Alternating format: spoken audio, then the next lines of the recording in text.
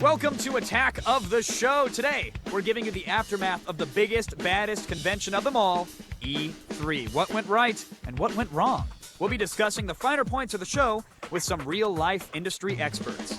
And Will has your post-E3 console roundup in AOTS hardware. He has all the inside info on the big gaming consoles. Plus,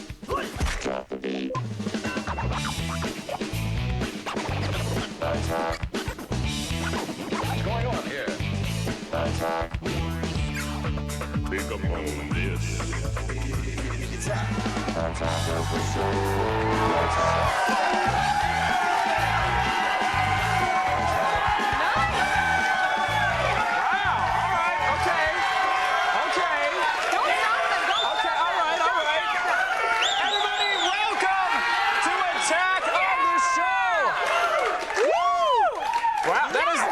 that is the loudest wave file we've ever found on the internet. There's nobody here. It's just us. What's sad is that they were all forced in here. Yeah, they were actually. Yeah. We were prodding them all with electric rods. Hey, everybody, I'm Kevin Pereira. It's Monday, May 15th, and in case you didn't notice, we got a little bit of a new look. But don't worry, I know you all fear change, but this one is actually for the best. We figured this way we're going to get more yearbook signatures. So, I'll sign your yearbook. Thanks. You'll sign mine. That's at least Totally. one for each. All right. Everyone, I am Olivia Munn. Along with your new set, you'll be seeing some new faces, and we're going to give you more of the news you want to know. You ready? Because it's all going to happen right here, right now, on Attack of the Show. That's right. Coming up later, though, I'm going to shoot someone. Who's it going to be and how am I going to do it? Not me, right? No, it's not you. Okay. But you can't miss this, so start calling your friends now. And Zach will be here to give us the latest news in sports junk, from Bonds versus the Babe to Matt Leinart and his new babe. Zach has it all, so stay tuned. He's a dreamboat. But right now, let's get it started. Here's the newest member of Attack of the Show, our news correspondent. With all the big stories you care about, she's Layla Kaylee, and she has the feed. Are you starving for info? No worries. I'm Layla Kaylee, and I have your feed. E3 is over. Pop 2 ad wheels for the hangover. Here's what caused the buzz. The Nintendo Wii completely stole the show at the Los Angeles Convention Center. People waited in line up to 5 hours to try out the motion-sensitive controllers that allows gamers to manipulate the Wii with actual movement. It now does appear that the new Nintendo console will be as revolutionary as promised. Meanwhile, Sony released its price point for the PS3 and turned some heads with its hefty price tag. The fully loaded 60-gig console will cost $600. The 20-gig version, which doesn't have wireless internet capability, will only be $100 less at $500. Better start saving, boys. And we also learned Xbox Nation won't have to wait for Grand Theft Auto next time around. The franchise smash hit will be released on both Xbox 360 and PS3 simultaneously. Mark down October 16, 2007 as the launch date. From console premieres to movie premieres, coming in at number 5 this weekend was An American Haunting, which earned $3.6 million. Fourth place went to the new Lindsay Lohan flick, Just My Luck, with $5 million, while the Robin Williams family comedy RV took third with $9.5 million. The waterlogged remake of Poseidon barely stayed afloat in second place with $20 million in its debut, and Mission Impossible 3 once again took the top spot, earning $24 million. In other movie news, George Lucas has been elusive about the rumors of the 3D versions of the Star Wars movies, but his producer Rick McCallum is talking. DarkHorizons.com reports that McCallum has confirmed they are indeed working on the 3D versions of the films. They're just waiting for more theaters to update their technology before releasing them. It's believed it will happen sometime in 2007. In other news, the U.S. government filed a motion on Saturday to intervene and seek dismissal of a lawsuit by a civil liberties group against AT&T. The suit claims AT&T, Verizon, and Bell South were secretly helping the government compile a massive database of phone calls as part of the war on terror. President Bush denied the government was miming and trolling through the personal lives of Americans. Speaking of the government, Public Enemy is known as one of the most important hip-hop acts to ever take the stage. Now they're being immortalized in comic book form. Founder and frontman Chuck D, a former graphic design student turned rapper, has always been a comic book fan. Now 20 years since first declaring that he swings a hammer like the mighty Thor, Chuck Flavor and the rest of the Public Enemy are set to release the first licensed comic book this summer.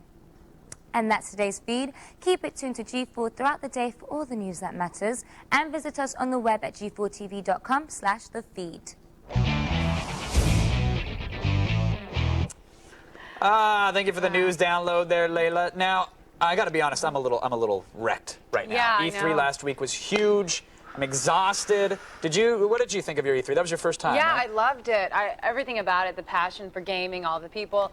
I know one of my favorite things was that I was able to actually use the Wii and try that out. Yeah, you bypassed all the line. I saw I the did. 4-hour queue of people were very happy to see you just scoot right on No, in. you know, I was lucky because I was going to have to wait, but someone, you know, knew who I was at the end. You're welcome for that, by the way. I slipped him a Thanks, Kev. 20. No, But what'd you think of the yeah, Wii? I gotta tell you though, you know, when you watch the demonstrations, they make it so much fun. They're just throwing it around, but Sure. you got this the screen, and you know, really all you have to do is this. You don't have to make it crazy. You can just kind of be right in here. True. Well, you can. I mean, if you want to be drastic with it, it'll still work. But yeah. I think I kind of like the fact that you can play it both ways. If you want to slash your giant sword, go ahead. If not, just give your little wrist a workout.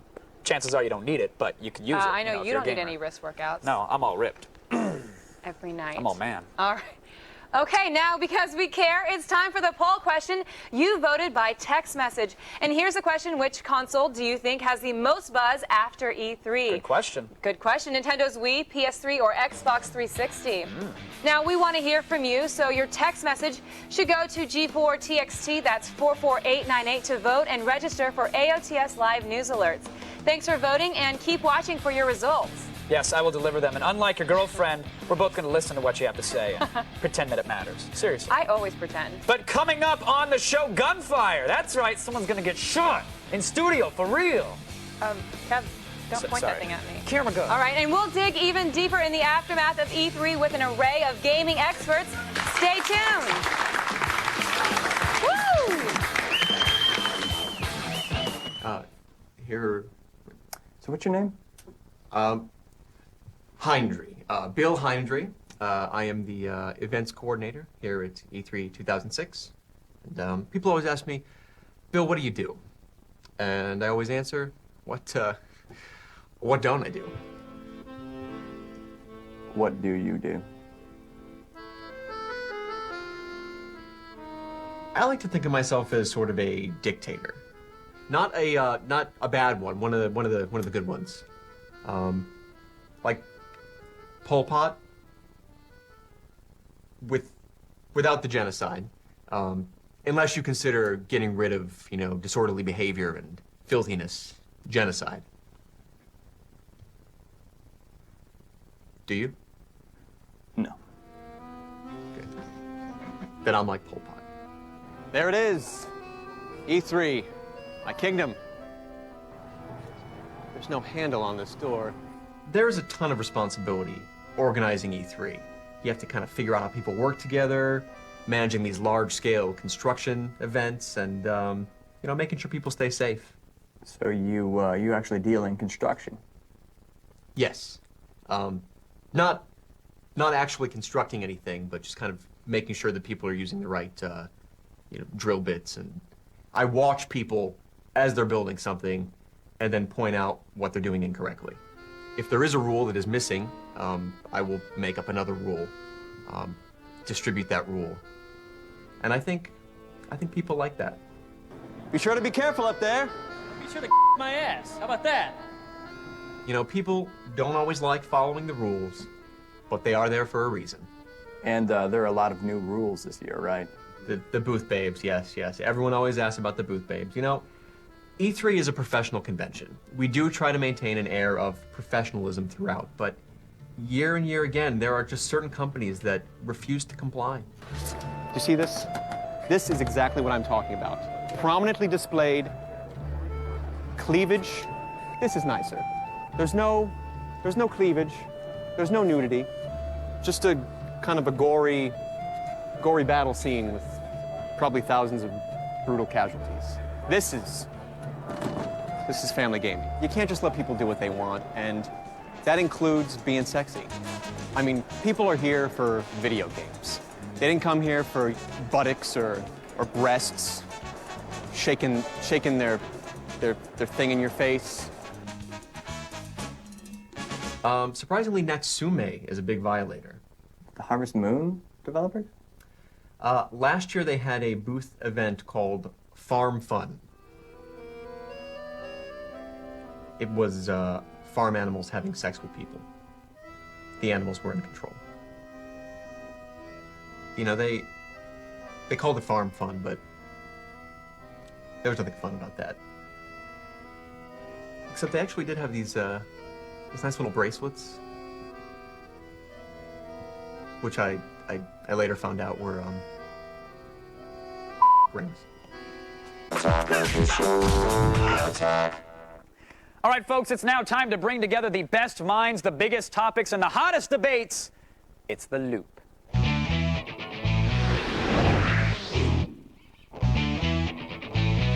All right, today we're talking E3 aftermath. What happened? Who's got the buzz? And who's dating who? We're going to find out. Now, before the break, we asked you which console would have the most people talking after E3. Well, according to our text message counting scientists at the G4 Laboratories, 65% of you thought that the Nintendo Wii had the most buzz, cleanly beating out Sony and Microsoft. Well, joining us via satellite to help make sense of it all is host of X-Play, Adam Sessler, New York Times gaming columnist Seth Chazelle, and editor-in-chief of Game Informer magazine, Andy McNamara. Gentlemen, welcome to the old attack of the show. We appreciate you joining us.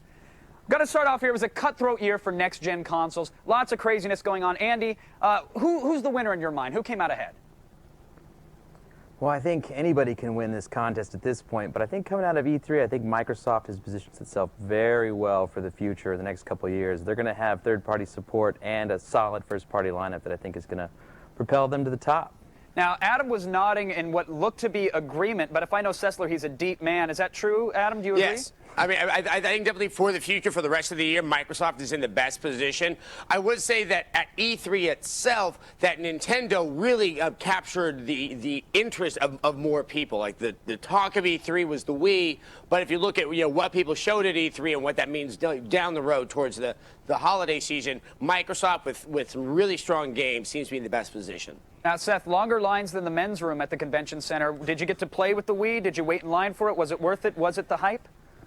Yeah, I actually really liked the Wii a lot. I was surprised, going into it, we'd seen were these various demos and videos from Tokyo, and once you actually get your hands on it, I was surprised, and I was actually a pretty quick convert to using it. Because, Nintendo's whole point is that games have gotten too complicated, there's too many buttons on the controllers, and they want you to be able to pick it up and use it, and it was very intuitive. I had a lot of fun with it. All right, so that's the hardware side of things. It looks like you guys agree with the poll. Nintendo's got it locked down. But Adam, I want to start with you. Software-wise, it's all about the games. Was there a game of show, in your opinion? Gears of War. I was so impressed with it. The demo of the single player definitely made me want to play it. And then I got the opportunity to get my hands on the multiplayer, which is unlike just about any other multiplayer I ever got my hands on. I think primarily because you really have to play the game as it's supposed to be played. It wasn't like, say like with Quake or Doom, where you can jump around to try to avoid shots from people. It was a very dark, hardcore, intense multiplayer. Andy, your thoughts? Game pick for you? I can't believe I'm agreeing with Sessler again, but Gears of War was my game of the show as well. It is truly intense. It is going to be the hottest game this holiday season, without a doubt. All right, enough with the Gears of War love. Seth, I'm assuming it's a different game for you, right? Come on, give me something. Well, I'm really bad at console shooters, so it can't be Gears of War for me. For me, it's got to be Spore. And now, of course, Spore was there last year, but Will Wright seems to have done it again. I mean, just the sort of the scope and the generosity of spirit and the depth in Spore is fantastic. But given that Spore was there last year, I got to go with another game. I'm going to go a little bit out of the box. I'm going to go with Madden for Wii. That was the game where I felt I picked it up and I was actually able to start throwing passes.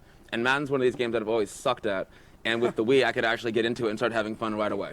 All right, awesome. I can't wait to see you slide tackle your own lazy boy sofa because you're getting into the game. Enough with the Wii, though. Let's talk PlayStation 3. Price point was announced. A lot of people were wondering if they were going to say anything about it. Seth, in your opinion, I mean, it could be $1,000 before we're out the door with the console and a game and another controller. Is that too crazy? Is this going to scare away the most of the gamers out there?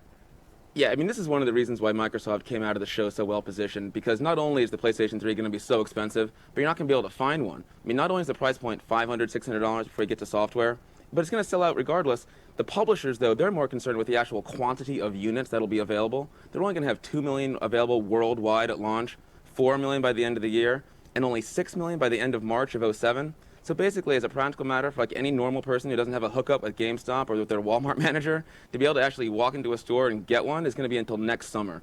And that's why Microsoft is so well positioned right now. Now, Andy, you're not a cable television darling like Adam Sessler over here. And so my question is, are you going to be an early adopter or are you going to wait for the price to drop on this one?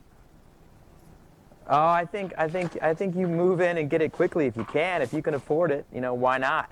I think it's going to be pretty impressive. It is easily the most powerful hardware out there with the addition of the new controller and what it can do. It's got everything. It's everything but the kitchen sink. So if you can afford it, Yeah, but you're over under on eBay. That's right. It is going to be tough. Adam, are you concerned? Your at all? over under on eBay has got to be like $1,500. Yeah, Seth brings up a point. It could be $1,500 or more on eBay when this thing comes out. Are we going to see a shortage like we did with the 360, or are people going to be less likely to hoard consoles because of the price point? I really I've wondered what's going to happen. I don't know if I think with the shortages and the fact that we're so, like right now we are talking about there are going to be shortages, people are really going to start looking at the 360. I'm almost wondering if there may just kind of be a really big shrug at the launch of the PlayStation 3. The people are like, these games don't look all that good. It costs $600. It's going to cost all this much more if I want to get games for it. Maybe I'll just go ahead and get the Xbox 360. Yeah, I'm still waiting for the next gen fan division myself, so. I mean, you know that Gates and Peter Moore have more cards up their sleeve, and that they could very easily announce a price cut right before the PS3 comes out and put even more pressure on That's exactly what I think is going to happen. I think it's going to drop by, I bet around $100. And you know what? Nintendo and Microsoft could get together and say, buy a Wii, buy a 360. It's still less than a PlayStation 3. Well, those kind of discussions are starting to happen already, and that's why I want to ask you, Adam, I was at the Nintendo press conference. We saw some gameplay happen on the screen, and at any other conference, people are pointing out, are these graphics next gen? Are they as polished and shiny as they should be? People didn't seem to care at the Nintendo conference. Are they banking on the fact that the graphics aren't going to matter for them in next gen? I think so. For Nintendo, they do. And also, a lot of their signature games like Mario and Zelda, the nature of the graphics is more the art style than, like, the clarity of the textures. Also, and I was there with you, and once they started playing it with the Wii controller, you really didn't care that much about the graphics. Curiously, I could not see much of a difference in graphical quality between the PlayStation 3 and the Xbox 360. So once again, what's going to make the difference for me there? The quality of the games, and that quality is what I think Microsoft has. All right, Andy, I want to actually give you the final word. Nintendo, are the graphics going to matter for them or not? I mean, they have to have some measure of graphical quality, but I don't think they're going to matter. I mean, the Wii's fun. Everyone wants to see it. It's a sight to see. You got to check it out. It will be hot this holiday season as well. But the problem with Wii is that it's going to be a great vehicle for making Nintendo money. The problem will be, will third parties actually be able to make any money with it? And if they can't, there won't be games from third parties on it. Excellent question, Andy. Gentlemen, I want to thank you so much for joining us for this little discussion here. Everybody, that's the digital water cooler. That's how we chat. And if you want to keep in the know, you got to watch The Loop. We're just warming up here on Attack of the Show. Olivia, tell them why we're the one-stop source of pure informational joy, would you? Because we're revolutionary, Kevin. And still ahead, we'll prove it with guns. Blood will be involved. And even more revolutionary, the AOTS hardware console roundup. It gets oh so dreamy when Attack of the Show continues.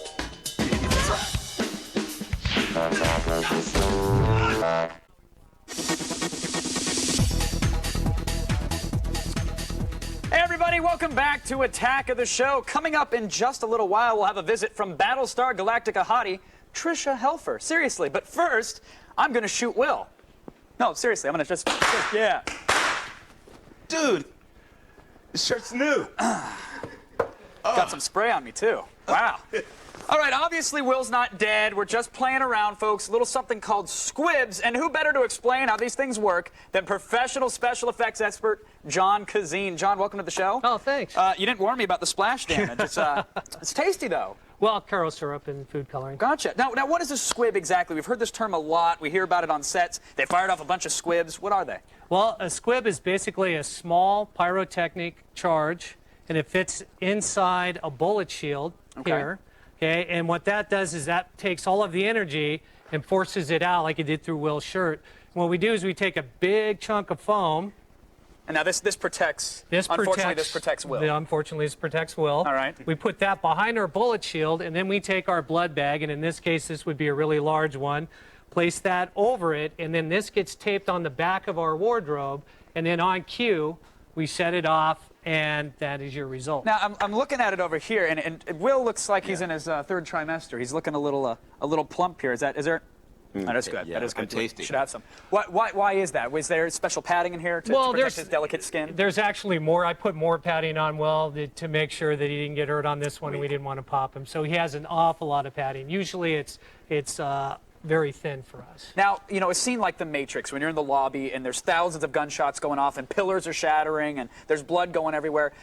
How much do these cost per squib, and how much would a scene like that actually cost a movie company? Well, depending on the size, but The Matrix was a very expensive scene, basically because you're looking at hundreds, if not thousands, of squibs per take, times 3 or 4 takes.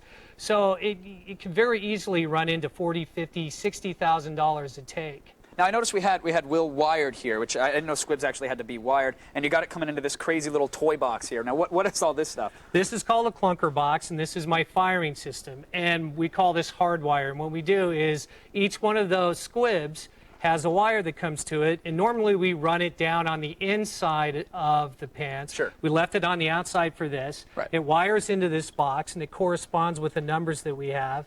And as I set it off, it advances and shoots. You the have a squibs very off. V for Vendetta plunger here, and you just use that to fire off things, right? Exactly, my firing button. That's awesome. Now, how can we do this at home, though? Because, you know, for those that are making their own films, they want to shoot their friends. Maybe they want to freak mom out come Christmas time and shoot the cat. Is it possible to make some sort of squib device to do that with? Well, there is.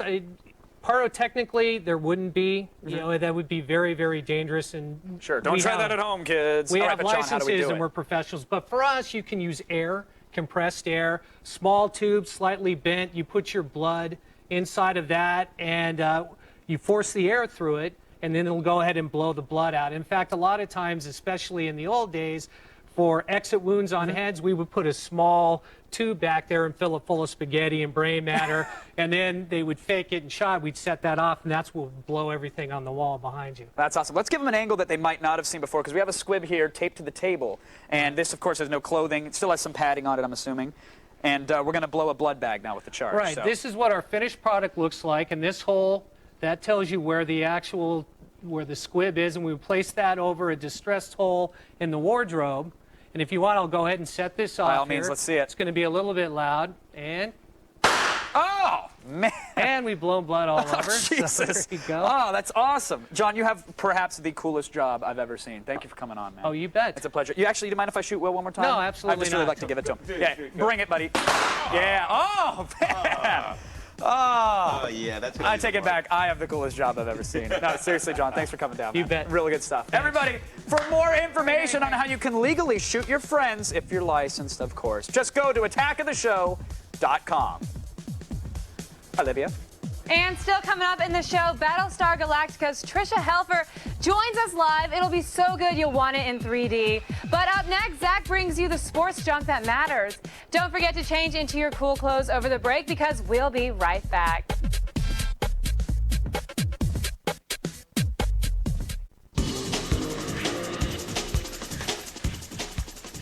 Welcome back to Attack of the Show. I am Olivia Munn. Now, coming up in this half hour, we'll have Battlestar Galactica star Trisha Helfer live in studio. She's hot.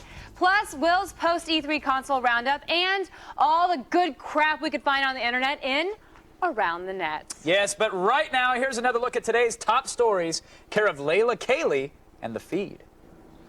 And now it's time for the feed recap, all the news you need to know.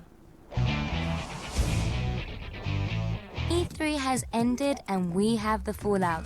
The Nintendo Wii completely stole the show this past week. Endless lines wrapped around the convention center, all waiting to try the new motion detecting controller that appears to fulfill the promise of being truly revolutionary.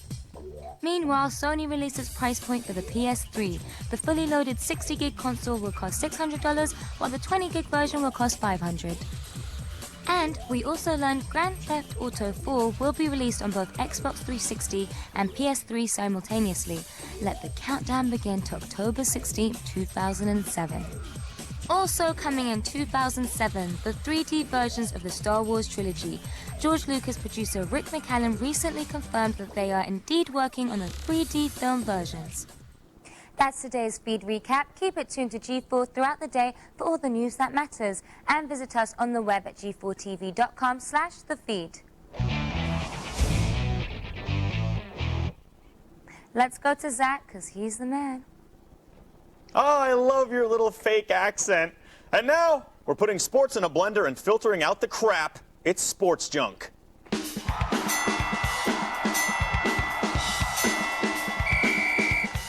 My guest today writes some of the funniest sports news for sites like The Onion, ESPN's Page 2, and most importantly, sportspickle.com. He is DJ Gallo. How you doing, my man? Thanks, Zach. Thanks for having me. I'm doing well. Absolutely, man. Now, tell us just real quickly about sportspickle.com. It's basically a blatant ripoff of The Onion, but about sports. Nice. Just satirical sports news. At least you're honest. You ripped it off. Yeah, definitely. Satirical sports news. That's what we're going to talk about here. Because this Barry Bonds guy, apparently, this Barry Bonds guy, still chasing this guy named Beirut. What is it? Yeah, I don't know if it's Babe a chase so much Ruth? now as like a gentle stroll. He's not hitting a lot of home runs. Right. I think Babe Ruth is actually somehow playing defense on him, but Yeah, it's the curse he's of the slowly Bambino. getting there. Yeah. Yeah, well, the thing about this whole thing is that not many people know he is 150 home runs shy of Sandra Oh's record. Yeah, I think. Who's the chick from Grey's Anatomy in Japan. She's a big home maybe run it's her hitter. uncle Sadaharu Oh, maybe that you're thinking Is that of. it? But yeah. I Sadaharu? think he just sits at home in Japan thinking like, suck it, Barry Bonds. You still got 130 home runs to go. No Right. steroids. He I doesn't did it have a all on sake. So. Yeah, sake. That's the steroid of the future, in my opinion. That's how I hit a $123 in Little League all those years ago.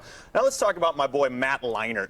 I love the guy. Right. USC, going to Arizona to play for the Cardinals, but he was recently caught sneaking out of Paris Hilton's house with a little bundle of clothes beneath his arm, looking a little guilty and probably smelling like some sort of disease. What do you think about this decision? I don't know if the guy went insane because he dropped all the way to 10th and went to the Cardinals, but if he's not insane already, he's going to go insane because he's going to get syphilis. Yes. But seriously, I don't know what he's thinking. I guess he went to the Cardinals, thought, screw it, I'm just going to destroy my whole career. I'll go after Paris Hilton and cut my losses. The thing is, Michael Vick, he apparently used a fake name, a pseudonym, when he got his STD test. Right. I think his name, what was his name? Ron Mexico. Ron Mexico. Now that is a fake suit. That is a great name. I think Matt Leinart and Nick Lachey are sitting at home thinking of porn names that they can use to go How get their about STD test. Steve El Salvador? I like it. Anything with like a nice South American, Central American name. Central American country as a last name and a first Ed name. Guatemala. I like that. Eddie Guatemala. Yeah. I used to play. I used to bowl with that guy. He was good. Yeah. He's like the Jesus. He was really good. Yeah, he was excellent. Yeah. Tell me about Albert Pujols. As you may or may not know, Albert Pujols has 19 home runs already. He's on pace to hit 83, but a lot of people are saying a couple of those happened in Coors Field. So without the thin air in Colorado, he'd probably only be on pace to hit 81. Yeah, it's not really that impressive, 81 home runs. But, No. he may pass Bonds this year. Yeah. Which is impressive. He's probably not on steroids, but I do think he's about 45 years old. He's on sake. Yeah. He's supposed to be 26. He's got the male pattern baldness. He's built And like his last name, how do you live with that? Pujols, that is not good. Pujols. It's a great name, though, to get little kids involved in baseball. It sure is. What little kid doesn't like to say Pujols? We all do, DJ, and thank you so much for stopping by. I'm going to throw this one to Kevin and Olivia to see what's coming up next. Still coming up in the show, Will O'Neill has the post-E3 console roundup in AOTS Hardware. He'll tell you which company was sporting the most power on the showroom floor. Nice. Oh, also, Battlestar Galactica's Trisha Helfer slinks onto our set and maybe kills an intern or two. Which one? Can't tell you, but the Weeze is about to go pop after the break. But first, here's a clip from the new movie Poseidon, which is in theaters now. Okay, baby, it's your turn. Hell no, Lucky Larry's ready to go. What? Oh, yeah. Right, sorry. Yeah, I forgot. Big hero. Rescued all those women and children from the fires. But you're not the boss anymore. Hey, who's shooting at us?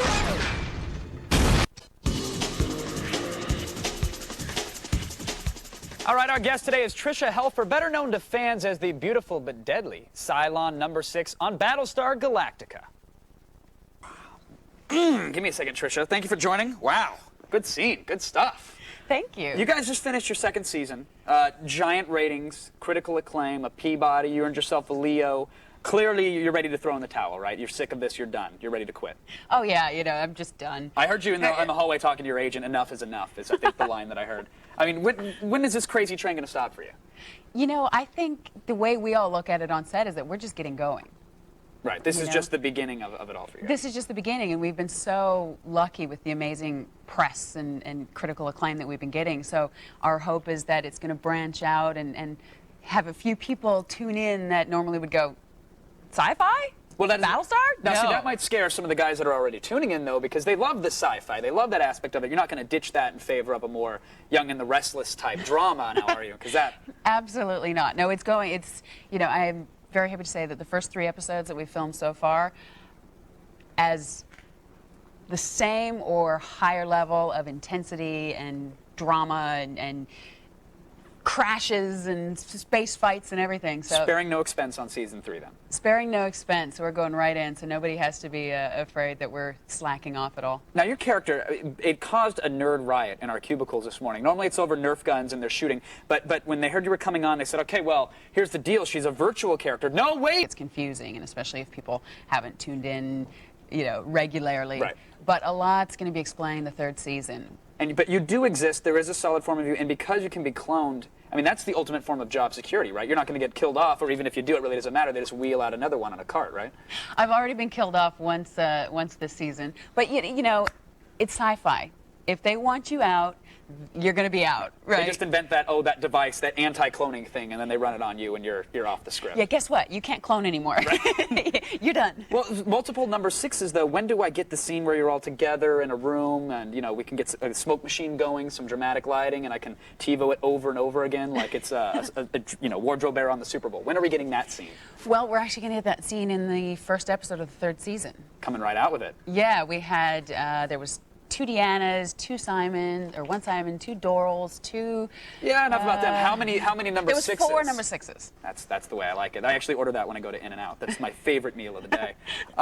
It's enough from the sci-fi stuff. You're also a producer as well, correct? Yeah, well, my first foray into producing is for Canada's Next Top Model. Why do you say it like that? That's incredible. That's awesome. How's that show going? It's going great. We finished it. It's about to premiere May 31st in Canada, so it's fun, It was a completely different thing. I did it on my hiatus from Battlestar, and from the intensity of Battlestar and everything, and then going to this where for the whole time of filming was all about posing and sure. And I thought that working the camera, making it saucy. Yeah, spice. I quit modeling years ago, and I thought that I'm scared to go back into that world. I want people to take me seriously as an actor, everything like that. But then you put a runway in front of me and get music. I'm like, okay, yeah. Do it like this, girls. I wish I didn't know exactly what you're talking about, but I swore off the runway years ago, and I'm telling you, this weekend alone, I really got my walk down and was getting back on the bike, as they say. So. Well, if this wasn't like the first day of the new show, I'd make you. And I appreciate you saving me that embarrassment on TV. Thank you so much for joining us, and congrats on all the success. Thank you. All right, everybody, Battlestar Galactica returns to the Sci-Fi Channel this fall. Miss Olivia. All right, coming up after the break, we'll surf the web and find some cool junk that you probably can't live without when we go around the net. And we'll have the AOTS Hardware Console Roundup. Stick around.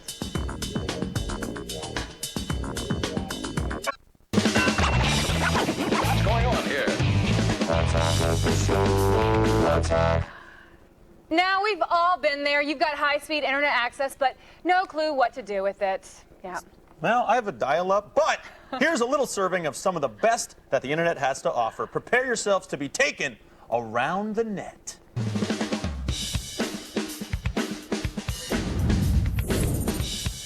Let's get things started with the free Tomb Raider Legend PC demo that recently hit the web. The demo allows you to guide the luscious Lara Croft through her new and completely redesigned game engine. Equipped with a new set of moves and an arsenal of modern equipment, you must help Laura search for an ancient Bolivian relic. Again, this is a free demo available for download right now. Hurry, Lara needs your help. I'm coming, Laura. Next up, the rumors are true. Chewbacca has a MySpace page. Yes, the one and only Chewbacca has built himself a modest, informative page. The only problem is the poor guy doesn't have any friends. Stop neglecting the Wookiees, people. Last time I checked, R2-D2 had just approved his 5,000th friend. That's 5 Gs. Meanwhile, poor Chewie can barely crack a hundy. Chewie also lists himself as a smuggler who enjoys killing random stormtroopers in his spare time. He makes about 60 to 75 thou a year. Righteous bucks. And he doesn't want any children. He'll be in our top 8. Why isn't he in yours? That sounds like a dating ad, by the way. I'll call him. And finally, we have the Google Maps Guide to Ghostbusters. If you're a fan of the movie and a fan of Google Maps, and who really among us isn't, you can now locate all of your favorite scenes from the movies using this handy little map. All of the filming locations are mapped out, taking full advantage of the Google Earth satellite. Clicking on a Ghostbusters icon brings up a screenshot from the film to help illustrate exactly where each part of each film was made. It finally answers the lifelong question, can Google Maps get any nerdier? I don't think so. No. They could. They could? Yeah, they could. All right. Well, maybe we could put your map on there. Yeah. Your little home. Well, I had it tattooed on my back like Prison Break. Like Prison Break? Did you get out of it? Yes, I did. Awesome. Thank you. All right. That's enough info. No more internet for you today. None! None! Be sure to visit our website for the links to everything we downloaded last night. Because until you visited attackoftheshow.com for those links, you haven't been around the net, people! And now, here's Kevin with more on the gaming systems that rocked this year's E3 show. Yes, thanks, Zach. You know, E3 had it all. It's the expo that changes everything year in and year out. And our tech expert, Will O'Neill, caressed all of the new consoles on display. And here he is with his official report.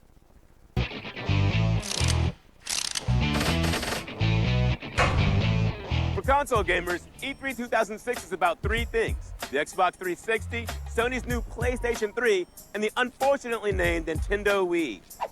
Now, I know not everybody has enough cheese to buy all three machines. Platform wars, they suck. Do I wait? Do I pull the trigger now? That is the question. What's the best thing about the Xbox 360?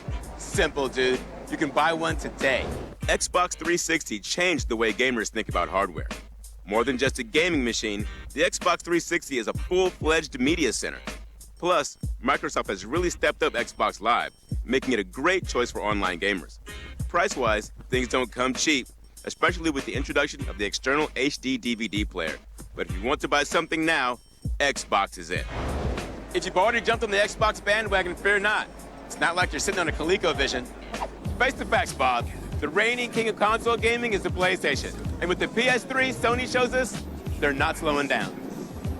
At CES, Sony announced that all PS3s would ship with Blu-ray players.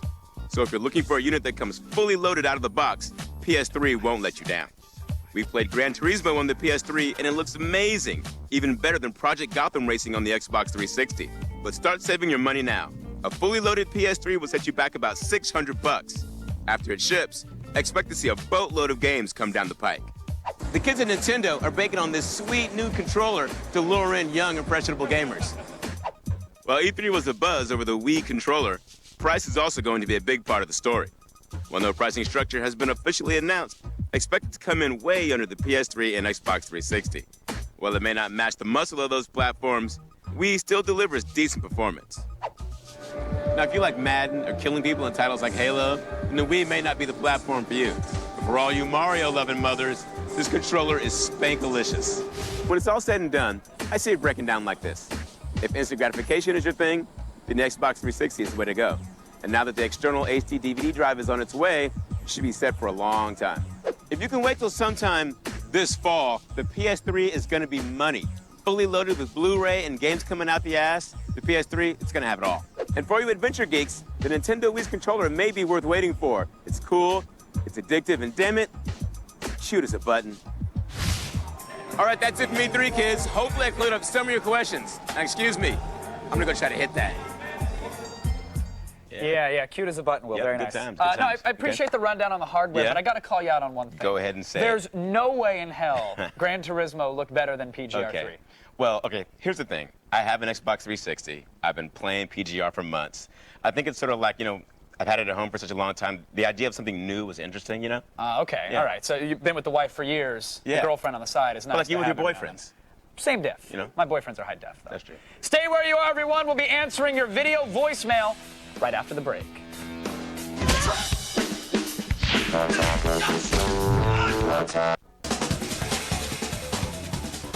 Old school. I like it. Bring it back. All right, everybody, let's check our video voicemail. This is the part of the show where you can ask us questions about what's going on in your world. Yeah. Seth from West Roxbury, Massachusetts, has a question about the Nintendo Wii. Seth? This is Seth from West Roxbury, Massachusetts, and I had a question for you. Now that you've had the opportunity to try out the new Nintendo Wii, is it as revolutionary as Nintendo suggests? Let me know. Good question there, buddy. I got a chance to play with it at E3. Unfortunately, I only got to play the little tennis game, which is not the most revolutionary example of the Wiimote technology. But I'm excited for what this means for the future of gaming, though. Yeah, well, you know, I played it too, and I'm not an expert like the rest of you guys here yet, but I gotta say, I've got to see a lot more games before I can actually say revolutionary. Very, very safe to say. Will O'Neill got a chance to play it Yeah, now. Will. Maybe you can be the voice of reason With all this the crazy middleman Wii between talk. us, crazy Yes. Wii. For once, be the voice For of once, I'll reason. be the voice of something. What'd you think of the Wii?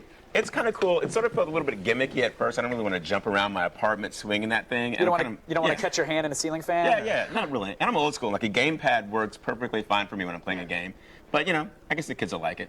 All right, so you're not going to be waiting in line. You're going to pay an intern to do it for you. Kevin, I don't wait in lines. That's right. You're too talented. Everybody, that's our show for today. Thank you so much for stopping by the all-new Attack of the Show. All right, and thanks to our guests, Trisha Helfer, DJ Gallo, John Kazin, Seth Chazelle, and Andy McNamara, and Adam Sessler. Bye, everyone.